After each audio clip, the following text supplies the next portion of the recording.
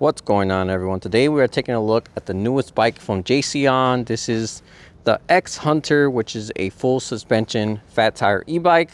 The one I have here is in this very nice blue color, but they also have a few other colors as well.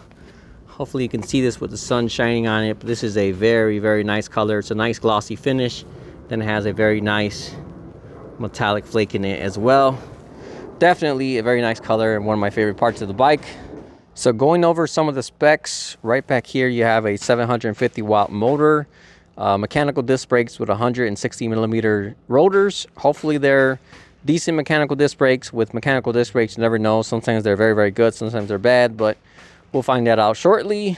This does include both fenders and a nice beefy looking rear rack as well. As I said earlier, this is a dual suspension e-bike, so you have your back suspension right here in the middle, then you have your front fork suspension. Taking a look at the seat, you have a very wide, very plush seat, so that should be very comfortable to ride on. Honestly, I haven't tried out a seat that big yet, so that'll be something new to experience. Taking a look at the tires, these are Chow Yang tires. Look like they have a decent tread. Nice off-road pattern. This is a foldable e-bike as well, so like most e-bikes, you simply just open this lever right here and the whole thing will fold in half, and then you go ahead and fold down the bars as well.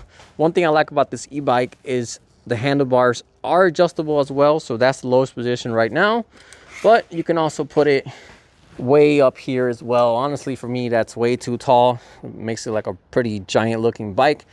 But I guess if you're someone that's really tall, you might be 6'5" or something, you could jack this seat all the way up and have those bars all the way up. It might work out for you. Might look a little bit like a clown bike at that point, but nice to have that option, I guess. Nice wire management here in the front. You have both these covers here, then you have this nice cloth cover as well. Coming to the front, you have a built-in headlight, and then coming to the back, you have a tail light, which also lights up when you brake as well. Right now it's off because I don't have the lights on. There we go, went ahead and switched that on. Looks like a decently bright tail light. Coming to the front, this is what you have for your front headlight. Doesn't look like the brightest light, but for a built-in light, it should get the job done to raise awareness to see you. I think a lot of these built-in e-bike lights, they're not so much for like actual output, as they don't perform very well, but when it comes to like for cars being able to see you more, that's where I think that works out pretty good. Taking a look at the battery, we have inside this tube right here a 48 volt 13 amp hour battery, so not the biggest battery but also not the smallest battery either. It's a good medium size. I think once you get below 13 amp hours, somewhere around the 10 or 11, that's way too small, and I think that's makes it more of like a local commuter bike just to go to the store or something. But I think 13 amp hours is a good size where you should be able to go on a decent ride and not have too much range anxiety. Coming up to the bars here, you have your headlight switch. Nice and loud built-in horn. This bike comes with 3 pedal assist levels by default, but I went ahead and unlocked mine, so I have now 9 pedal assist levels. And then out of the box, this bike is also locked at 20 miles per hour, but same thing, if you go into the settings by just holding down these 2 buttons here, you can go ahead and unlock it. Then up here in the bars, you have to have your Shimano 7-speed shifter. Nothing special about that, just the regular one you have on most budget e-bikes. So yeah, right down here, you have this little keyhole similar to a car. Just put the key in, turn this on position, then you can start your bike. This is also used to lock in the battery as well. There's a little pin over here on this side, so little sense of security so no one can't take your battery or start your bike without that key. Last but not least, this bike comes in at 71 pounds, and when considered this is a full suspension fat tire e-bike, honestly it's not that bad. Most e-bikes without a full suspension are somewhere around 64 65 pounds, so 5 or 6 more pounds for full suspension and fat tire. Honestly a pretty good weight. Not the lightest bike, but also not the heaviest as well. Compared to most e-bikes, you shouldn't have that much of a problem lifting it around. All right, well, let's go ahead and take it for a ride and see how this bike performs. All right, so first impressions, this is definitely a very wide seat that feels almost like you're sitting on a sofa. It's very plush, very wide. I don't know how it's gonna be long term though. So with these bigger seats, if you go on longer rides, your legs tend to get numb and it cuts off blood circulation, but as of now, for a shorter ride, it's definitely very comfortable. The bars are a good, comfortable height in my opinion, but you can go much higher. I'm guessing somewhere around here, which is kind of strange, but I guess if you're a really tall person, this bike can accommodate you pretty well. Pedaling, rolling resistance isn't that bad. It's not great, but it's also not bad. I've had fat tires that were much easier. I had some that were much harder. This one's a kind of a good, fair medium. You're gonna put a little bit of a work to get some pedals in to get home if your battery dies out, but overall, definitely not too bad. So far, the suspension feels pretty good. I can feel the back one working a little bit. The front one's also softening out some of the bumps here in the sidewalk as well. I'm not sure if they're gonna be good if you're doing like really rough off-roading type stuff, but for regular commuting like this, they're definitely doing a good job. One of my brakes needs adjustment because this one right here is nice and grabby, but this one has a lot of travel, but a little bit of stopping actually happening.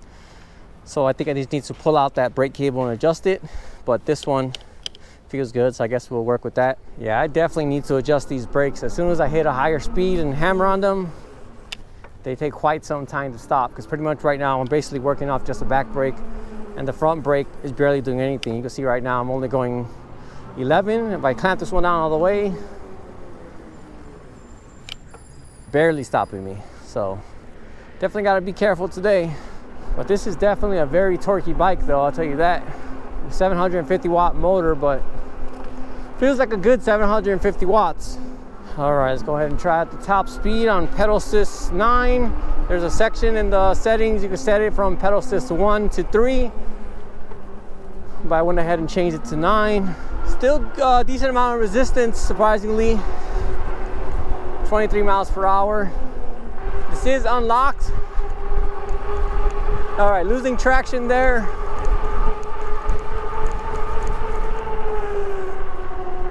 All right, 27.6. I was starting to pedal like a hamster, so probably gonna get to that 28 mark. But I lost resistance on the pedals around 22, 23. Right now we'll check out what we can get on throttle. It's a pretty torquey bike. I do like the torque on this bike. A lot of times you buy a 750 watt bike and it performs like it's 350 watts or 500 watts or something, but this feels like a good legitimate 750 watt. All right, let's try out the top speed, throttle only. It's a little slow from like 0 to 9, but once you get past 10, that's when the torque really picks up. So it's going a lot quicker. 23, 24. It's advertised to go 28, so let's see if we can get to that.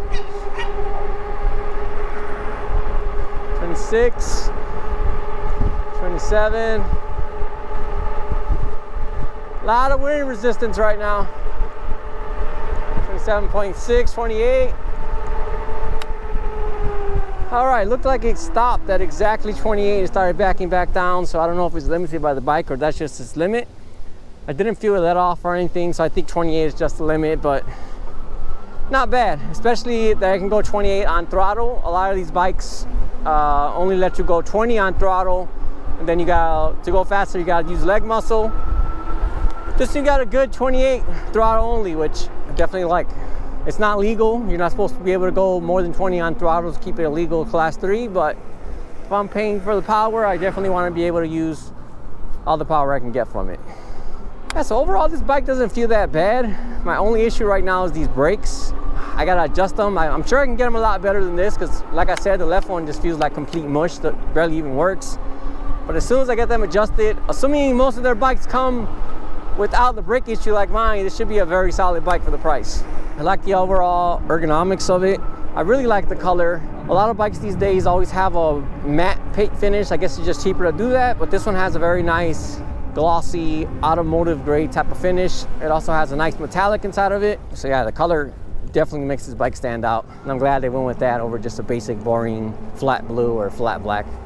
So the battery on this bike is a 13 amp hour battery. My first e-bike I ever had, that one had a 14 amp hour battery. Nice to be able to go on that one.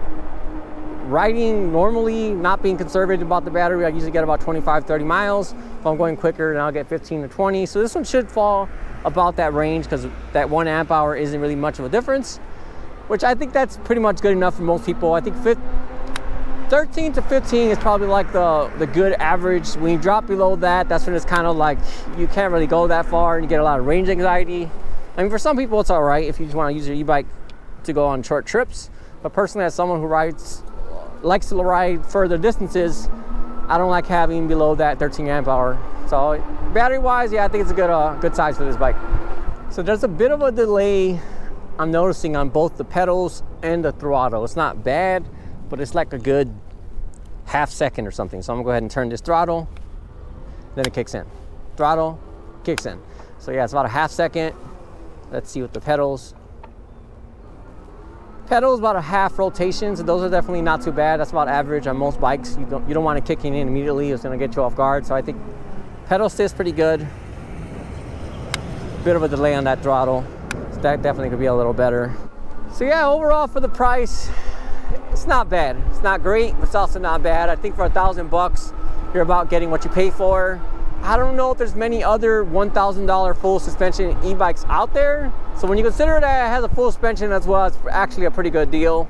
Usually at $1,000 mark, you either get just a front suspension or sometimes even no suspension at all. So the fact that they were able to put a full suspension on this bike for $1,000 is pretty cool. As I said earlier, it's not the best bike spec-wise, but definitely a decent bike for that price. If it goes on sale, if you could catch it around $900, then this will definitely be an absolute steal. All right, well, that about wraps up this video.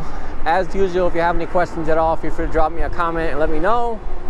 Otherwise, thanks for watching, and I'll see you all next time.